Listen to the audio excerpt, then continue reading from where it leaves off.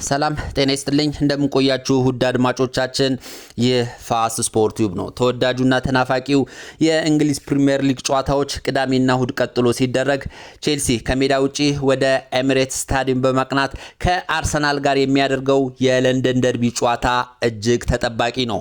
ጨዋታውን በተመለከተ የተሰሙ አዳዲስ መረጃዎችን የማቀርብላችሁ ይሆናል። እስከ መጨረሻው አብራችሁን ቆዩ። 28ኛ ሳምንት ላይ የሚገኘው ተወዳጁና ተናፋቂው የእንግሊዝ ፕሪሚየር ሊግ ቅዳሜና እሁድ በርካታ ጨዋታዎችን ያስተናግዳል። እሁድ ምሽት 1 ሰዓት ከ30 እጅግ ውብ በሆነው የኤሚሬትስ ስታዲየም አርሰናል ቼልሲን የሚያስተናግድበት የለንደን ደርቢ ጨዋታ በታላቅ ጉጉት ይጠበቃል። አርሰናል ከሲቲ ያለውን የነጥብ ልዩነት እንዳይጠብና እንደዚሁም ለዋንጫ የሚያደርገውን ጉዞ አጠናክሮ ለማስቆጠር የሚያደርገው እጅግ ወሳኝ ጨዋታ ሲሆን ቼልሲን በአንጻሩ አራተኛ ሆኖ ለማጠናቀቅና የሻምፒየንስ ሊግ ቦታን ለማረጋገጥ ከአርሰናል ጋር የሚያደርገው ጨዋታ በታላቅ ጉጉት ይጠበቃል። አሰልጣኝ ሚካኤል አርቴታ አርሰናልን ከተረከበ በኋላ በቼልሲ ሽንፈት አጋጥሞት አያውቅም።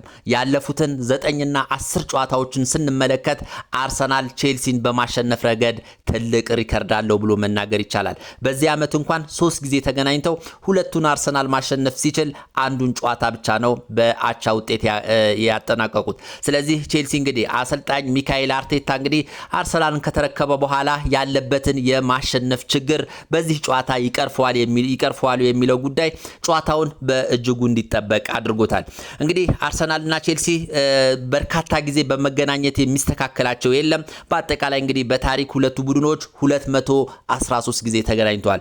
አንዳንድ ሚዲያዎች 214 ጊዜ ነው የተገናኙት ቢሉም እንግዲህ በርካታዎች እንደሚስማሙት ከሆነ የሁለቱ ቡድኖች አጠቃላይ የእርስ በርስ ግንኙነት 213 ጊዜ ተገናኝተዋል ማለት ነው። ይህም በእንግሊዝ ፕሪሚየር ሊግ፣ በአውሮፓ ሻምፒየንስ ሊግ፣ በካራባው ካፕ እንደዚሁም በሌሎች የወዳጅነት ጨዋታዎች በአጠቃላይ ያደረጓቸውን ጨዋታዎች ለማመልከት ነው። እንግዲህ 213 ጊዜ ተገናኝተው አርሰናል 85 ጊዜ ቼልሲን ማሸነፍ ችሏል።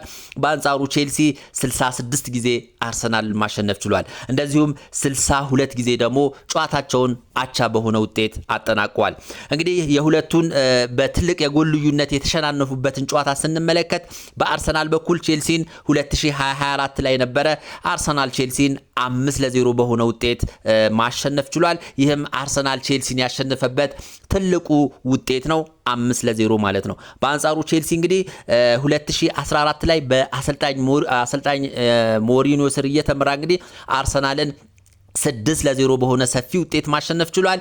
ይህም ቼልሲ አርሰናልን ያሸነፈበት እጅግ ሰፊ ውጤት ነው። 6-0 ማለት ነው። በዛን ጊዜ ካስታውሳችሁ እነ ሞሳላህ የቼልሲ ተጫዋች ነበሩ። ኢቨን 6ኛውና የመጨረሻውን ጎል ያስቆጠረው ሞሳላ ነበር፣ እነ ደብሮይኔ በነበሩበት ጊዜ ማለት ነው። ስለዚህ ሁለቱ ቡድኖች እንግዲህ በሚያደርጉበት ጨዋታ ወቅት በርካታ ጎሎች ይቆጠራሉ። ፉክክሩ እልሁ ከፍተኛ ነው። ደርቢው በጣም የሞቀበት እጅግ አስደናቂ ለተመልካች አዝናኝ የሆነ ጨዋታን በመጫወት የሚያዝናና የለንደን ደርቢ ጨዋታ ነው። በዚህኛው ጨዋታስ ምን ያሳዩናል የሚለው ነገር እጅግ ተጠባቂ ነው። እንግዲህ ሁለቱ ቡድኖች በዚህ ዓመት በ3 ጊዜ ያህል ተገናኝተዋል። በካራባኦ ካፕ 2 ጊዜ ተገናኝተው አርሰናል ሁለቱንም ጨዋታዎች በደርሶ መልስ ማሸነፍ ችሏል። በስታንፎርድ ብሪጅ በተደረገው ጨዋታ 3-2 በሆነ ውጤት አርሰናል ቼልሲን ማሸነፍ ችሏል። እንደዚሁም በኤሚሬት በተደረገው የመልስ ጨዋታ 1-0 እንደዚሁ አርሰናሎች ማሸነፍ ችሏል። በእንግሊዝ ፕሪሚየር ሊግ በዚህ ዓመት በመጀመሪያ ዙር ባደረገው ጨዋታ እንደዚሁ 1-1 በሆነ አቻ ውጤት ነበረ የተለያዩት።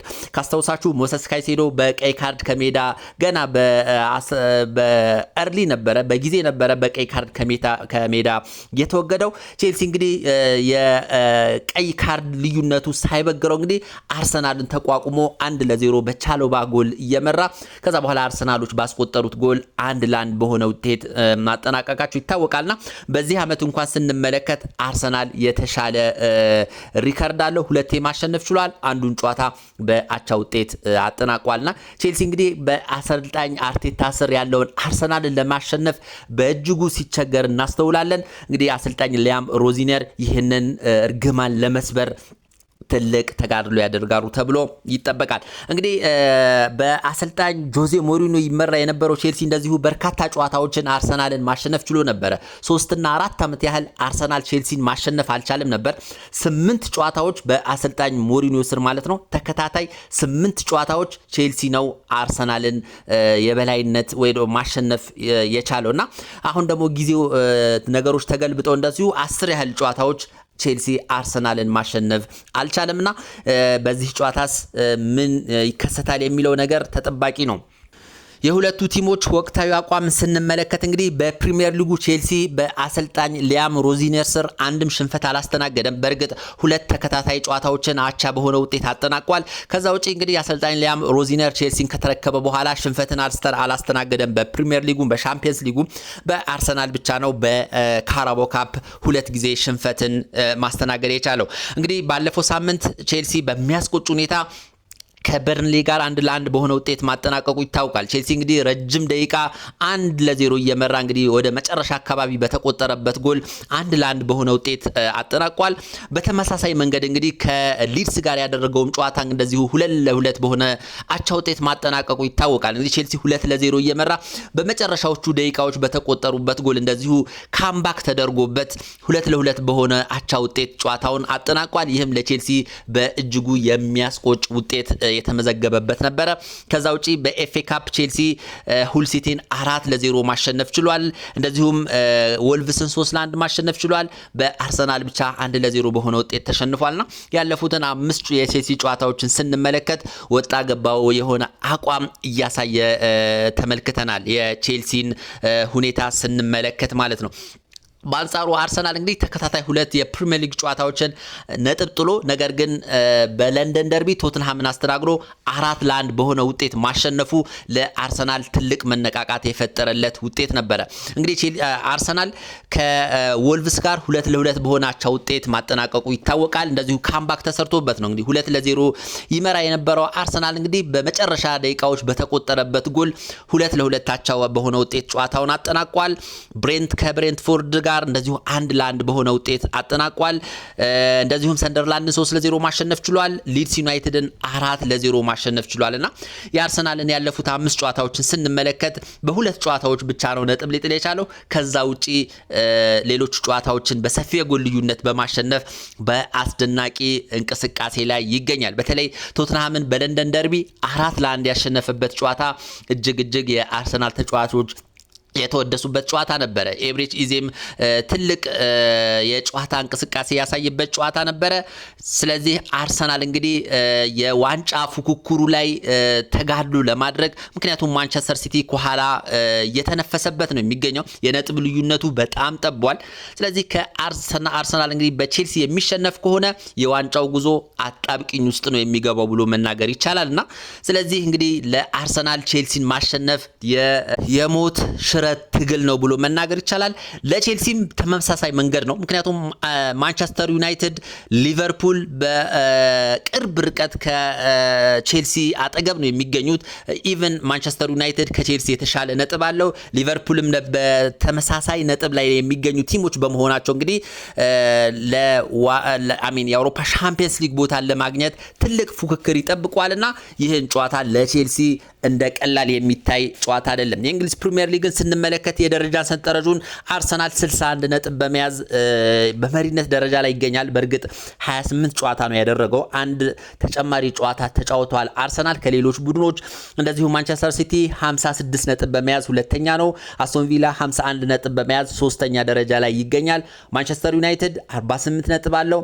ቼልሲ 45 ነጥብ እንደዚሁም ሊቨርፑል 45 ነጥብ አለውና በጎል ክፍያ ብቻ ተበላልጠው ነው። ስለዚህ ለዋንጫ የሚደረገው ፉክክር አስደናቂ ነው። ከላይ አርሰናልና ሲቲ ማለት ነው። ከታች እንደዚሁ የሻምፒየንስ ሊግ ቦታን ለማግኘት የሚደረገው ትንቅንቅ ከፍተኛው ነውና የእንግሊዝ ፕሪሚየር ሊግ ከመቼውም ጊዜ በበለጠ መልኩ ትልቅ ፉክክርን እያስመለከተን ይገኛል። አርሰናል እንግዲህ እንዳጠቃላይ 28 ጨዋታዎችን አድርጎ 18 ጨዋታዎችን ማሸነፍ ችሏል በፕሪሚየር ሊጉ ማለት ነው። 7 ጨዋታዎች ላይ ነጥብ ጥሏል። በአቻ ውጤት ጨዋታውን አጠናቋል። እንደዚሁም 3 ሽንፈትን አስተናግዷል። ይሄ የአርሰናል በዚህ ዓመት የፕሪሚየር ሊግ ላይ ያሳየው ውጤት ውጤት ነው። 18 አሸንፏል፣ 7 አቻ ወጥቷል፣ 3 ተሸንፏል። በአንጻሩ ቼልሲ 27 ጨዋታዎችን አድርጓል በፕሪሚየር ሊጉ ማለት ነው። 12 ጨዋታዎችን ማሸነፍ ችሏል። እንደዚሁም 9 ጨዋታዎች ላይ ጨዋታውን አቻ በሆነ ውጤት ማጠናቀቅ ችሏል። እንደዚሁም 6 ጊዜ ተሸንፏልና ይህ የቼልሲ የዚህ ዓመት ሪከርድ ነው። እስኪ አሁን ደግሞ በሁለቱም ቲሞች ውስጥ ያለውን የጉዳት ዜና እንመልከት። እነማን ሊሰለፉ ይችላሉ፣ እነማንስ በጉዳት አይሰለፉም የሚለውን ጉዳይ እንመልከት። በቼልሲን እናስቀድም። ዌስሊ ፎፋናን እንመልከት። እንግዲህ የቼልሲ ወሳኝ ተከላካይ የሆነው ፈረንሳዊ ተከላካይ ዌስሊ ፎፋና ባለፈው ሳምንት እንግዲህ ቼልሲ ከበርንሌ 1-1 በተለያየበት ጨዋታ ላይ ቀይ ካርድ ማግኘቱ ይታወቃል። በሁለት ቢጫ ካርድ ከሜዳ ተወግዶ ነበረ። ስለዚህ በዚህ ጨዋታ ላይ እንግዲህ ባየው ቀይ ካርድ ምክንያት ዌስሊ ፎፋና ከአርሰናል ጋር በሚደረገው ጨዋታ ላይ አይሰለፍም ማለት ነው። በእርግጥ ዌስሊ ፎፋና በዚህ ጨዋታ ላይ ከበርንሊ በተደረገው ጨዋታ ቀይ ማየቱ ትችትን ማስተናገዱ ይታወቃል። እንደዚሁም አንዳንድ የቼልሲ ደጋፊዎች የዘረኝነት ስድብ ሲሰድቡት ነበረ። በዚህም እንግዲህ የቼልሲ ፉትቦል ክለብ በይፋ ወጥቶ ይቅርታ መጠየቁና ይሄ ተገቢነት የሌለው አሳፋሪ ተግባር መሆኑ መናገሩ ይታወቃል። በተለይ የቼልሲ ደጋፊዎች ብስጭታቸውን የገለጹት በተለይ ቼልሲ 1-0 እየመራ ዌስሊ ፎፋና በቀይ ካርድ መውጣቱን ተከትሎ ነበረ። እንግዲህ ቦታው ላይ ክፍተት በመኖሩ ምክንያት ቼልሲ ግብ ተቆጥሮበት ጨዋታውን በአቻ ውጤት ማጠናቀቅ ችሏልና የዌስሊ ፎፋና ቀይ ካርድ ተገቢ ቀይ ካርድ አልነበረም። ምንም ጥቅም የሌለው ቦታ ላይ ነበረ ልጁ ላይ ፋውል የሰራበትና ቼልሲንም ዋጋ ያስከፈለ ክስተት ነበርና ስለዚህም ያ ዋጋ ማስከፈሉ ቼልሲ ነጥብ እንዲጥል አድርጎታል። እንደዚሁም አሁን ላይ ከአርሰናል በሚደረገው ወሳኝ ጨዋታ ላይ ዌስሊ ፎፋና ለቼልሲ ግልጋሎት እንዳይሰጥ አድርጎታልና በዚህ ጨዋታ ላይ እንግዲህ ዌስሊ ፎፋና ለቼልሲ አይሰለፍም። ሌላው የጉዳቱን ሁኔታ ስንመለከት ማርኮ ኩኩሪያ ነው። ማርኮ ኩኩሪያ እንግዲህ ሳካን ኮንትሮል በማድረግ ረገድ ወደር የሌለው ተጫዋች እንደነበር ይታወቃል። አርሰናልና ቼልሲ በሚያደርጓቸው ጨዋታዎች ሁሉ እንግዲህ ማርኮ ኩኩሪያ ሳካን ማርክ በማድረግ እንቅስቃሴውን በመገደብ ረገድ ትልቅ አስተዋጽኦ ነበረው። ሳካ እንግዲህ ምን ያህል አስጨናቂ ተጫዋችና ፈጣን ተጫዋች እንደሆነ ይታወቃል። ነገር ግን ኩኩሪያ በደንብ ማርክ አድርጎት ልጁ እንዳይንቀሳቀስ በማድረግ ረገድ የሚያደርገው ነገር በጣም ከፍ ያለ ነበር። በዚህም ጨዋታ እንደዚሁ ማርኮ ኩኩሪያ እንግዲህ ጉዳት ላይ መሆኑን ተከትሎ ለቼልሲ ግልጋሎት አይሰጥም። ማርኮ ኩኩሪያ እንግዲህ ከዚህ በኋላ ለ2 እና ለ3 ሳምንታት ከሜዳ እንደሚርቅ ነው የተገለጸው ከዚህ በፊት ማለት ነው። በዚህም ጨዋታ ላይ ማርኮ ኩኩሪያ አይሰለፍም። ሌላው እንግዲህ በማርኮ ኩኩሪያ ቦታ በዌስሊ ፎፋና ቦታ ቶሲን ነው ሊገባ የሚችለው። ምክንያቱም አሁን ላይ ኢሚዲየት ያለው ተተኪ ቶሲን ነው። በብዙ የቼልሲ ደጋፊዎች ዘንድ ቶሲን አይወደድም። ነገር ግን አማራጭ ባለመኖሩ ምክንያት ቶሲን በዚህ ጨዋታ የዌስሊ ፎፋናን ቦታ ተክቶ ይገባል ተብሎ ይጠበቃል። ማርኮ ኩኩሪያ አይታወቅም። ጆሬል ሃቶ ሊገባ ይችላል። ካልሆነም እነ ማሉ ጉስቶ ቦታውን ሸፍነው እንግዲህ ጨዋታቸውን ይጀምራሉ ማለት ነው። ፓልመር እንደዚሁም ኔቶ፣ ኢንዞ ፈርናንዴዝ፣ ጆ ፔድሮ ለጨዋታው ዝግጁ መሆናቸውን የተገለጸው። እነዚህ እንግዲህ የቼልሲ ወሳኝ ተጫዋቾች ናቸው። ከዚህ በፊት ከአርሰናል ጋር በተደረጉ ጨዋታዎች ላይ አልተሰለፉም ነበረ። ለምሳሌ ኔቶ አልነበረም ባለፈው በተደረገው ጨዋታ ላይ፣ ፓልመር አልነበረም። ነገር ግን አሁን እንግዲህ በቼልሲ ቤት ወሳኝ የሚባሉ እነዚህ ተጫዋቾች ናቸው። እነዚህ ተጫዋቾች ለዚህ ጨዋታ ዝግጁ መሆናቸው ነው እየተገለጸ የሚገኘው። ጆ ፔድሮም እንደዚሁ አሁን ላይ 11 ጎል በማስቆጠር አስደናቂ እንቅስቃሴ እያደረገ ያለ ተጫዋች ነው። ፓልመርና ፔድሮ ኔቶ ደግሞ አሲስት በማድረግ እንግዲህ የሚስተካከላቸው የለም። ስለዚህ እነዚህ ሶስቱም ተጫዋቾች መኖራቸው ለቼልሲ ትልቅ መነቃቃት የሚፈጥርና አርሰናልን እንግዲህ ቼልሲ ሊያሸንፈው ይችላል ይሆን ተብሎ እንዲገመት የሚያደርግ ይመስለኛል። ሌላው ላቪያን እንመልከት። ላቪያ እንግዲህ ተቀያሪ ወንበር ላይ ይኖራል ተብሎ ይጠበቃል። ለበርካታ ጊዜያት እንግዲህ ጉዳት ላይ የነበረው ላቪያ አሁን ወደ ልምምድ መመለሱ ነው እየተነገረ የሚገኘው። ከአርሰናል ጋር በሚደረገው ጨዋታ ላይ እንግዲህ ይሰለፋል ተብሎ አይጠበቅም። ነገር ግን ወደ ከተቀያሪ ወንበር ላይ ተቀምጦ ምናልባትም ወደ መጨረሻ አካባቢ ሊቀየር የሚችልበት እድል ይኖራል። ካልሆነም እንግዲህ ቼልሲ በሚቀጥለው ሳምንት ከአስቶን ቪላ ጋር በሚያደርገው የፕሪሚየር ሊግ ጨዋታ ላይ ይህ ልጅ ሊኖር ይችላል ማለት ነው። ከዛ ውጪ ሌላ የጉዳት ዜና የለም። ጆርጊንሰን የቼልሲ ሁለተኛ በረኛ እንደዚሁ ከጉዳቱ አገግሞ እንደዚሁ ተቀያሪ ወንበር ላይ ይኖራል ተብሎ ይጠበቃል። ሌላው የመሃል ክፍሉን እነ ኢንዞ ፈርናንዴዝ እና እንደዚሁ ሳንቶስም እንደዚሁ ይኖራል። ስለዚህ አብዛኞቹ የቼልሲ ተጫዋቾች ለጨዋታው ዝግጁ ናቸው ብሎ መናገር ይቻላል። በአርሰናል በኩል ስንመለከት የተለየ የጉዳት ዜና የለም። ቤን ዋይት ጉዳት ላይ የሚገኝ ተጫዋች ነው። ነገር ግን በዚህ ጨዋታ ላይ ይሰለፋል ተብሎ ይጠበቃል። ነገር ግን መጠነኛ ጉዳት እንዳለበት ነው እየተገለጸ የሚገኘው። ሞስኬራም እንደዚሁ የመሰለፉ ነገር አጠራጣሪ ነው። መጠነኛ ጉዳት እንዳለው ይታወቃል። ሌላው ደግሞ ማርቲን ኦዲጋርድ እንደዚሁ ጉዳት ላይ እንደነበር ይታወቃል። ነገር ግን የተወሰኑ ጨዋታዎች ላይ 67 ደቂቃዎች እንደዚሁ ያሰልፉታል ተብሎ ይጠበቃልና በአርሰናል በኩልም እንደዚሁ የተጋነነ የጉዳት ዜና የለም። ቼልሲ እንግዲህ ምን ያህል ግምታዊ አሰላለፎች እየወጡ ነው? እስኪ እነማንን በቋሚነት ይዞ ይገባል የሚለውን ነገር ስንመለከት ተከላካይ ላይ እንግዲህ ይዞ ሊገባ የሚችለው አሰልጣኝ ሊያም ሮዚነር ጀምስ አለ። ጀምስም የቼልሲ ወሳኝ ተጫዋች ነው። የዚህ ልጅ መኖር እንደዚሁ ለቼልሲ ትልቅ የራስ መተማመን የሚፈጥር ነው ብሎ መናገር ይቻላል። ጀምስ አለ። ቶሲን፣ ቻሎባና ጉስቶ የቼልሲን የተከላካይ ክፍል እየመሩ ወደ ሜዳ ይገባሉ ተብሎ ይጠበቃል። አንድሬ ሳንቶስ እና ካይሴዶ እንደተለመደው የቼልሲን የመሃል ክፍል የሚቆጣጠሩ ተጫዋቾች ይሆናሉ። መሃል ላይ ኮል ፓልመር አለ፣ ኢንዞ ፈርናንዴዝ እንደዚሁም ፔድሮ ኔቶ የቼልሲን በክንፍና በክንፍ በኩል እንደዚሁም መሃል ላይ የፊት መስመር ላይ ይሆናሉ። ጃኦ ፔድሮ የቼልሲን የፊት መስመር እየመራ እንግዲህ ወደ ሜዳ ይገባሉ ተብሎ ይጠበቃል። ይሄ ከአርሰናል ጋር ከተደረጉ ጨዋታዎች ሁሉ ጠጣሩ አሰላለፍ ነው ብሎ መናገር ይቻላል። ምክንያቱም ከዚህ በፊት ከአርሰናል ጋር በተደረጉ ሶስቱም ጨዋታዎች ላይ የቼልሲ ወሳኝ ተጫዋቾች በርካታ ጉዳቶችን አስተናግደው በጨዋታው ላይ እንዳልተሰለፉ ይታወቃል። አሰልጣኝ ሊያም ሮዚነር እንግዲህ በጣም ወጣት ተጫዋቾችን ልምድ የሌላቸውን ተጫዋቾች ይዞ ነበረ ከአርሰናል ጋር ከዚህ በፊት ጨዋታውን ሲያደርግ የነበረው በጉዳት የተነሳ ማለት ነው። አሁን ግን ሁሉም ወሳኝ ተጫዋቾች ከኩኩሪያ ውጪ ከዌስሊ ፎፋና ውጪ ሌሎች ሁሉም ወሳኝ ተጫዋቾች በመኖራቸው ከአርሰናል ጋር እንግዲህ ትልቅ ፉክክርና ተጋድሎ ያደርጋሉ ተብሎ ይጠበቃል።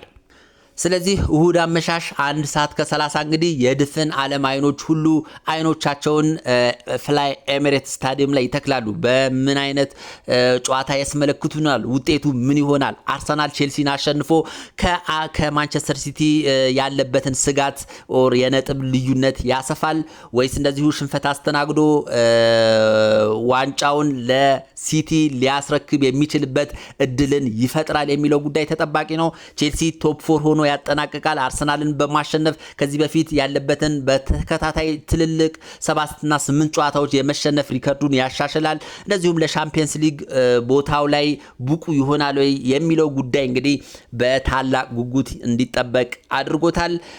ምን ያስመለክቱናል የሚለውን ጉዳይ አብረን የምንመለከት ይሆናል። ሌሎች እንግዲህ መረጃዎች ሲኖሩ ተመልሼ መጥቼ ማጋራችሁ ይሆናል። ስለነበረን ቆይታ እጅግ አድርጌ አመሰግናለሁ። መልካም ጊዜ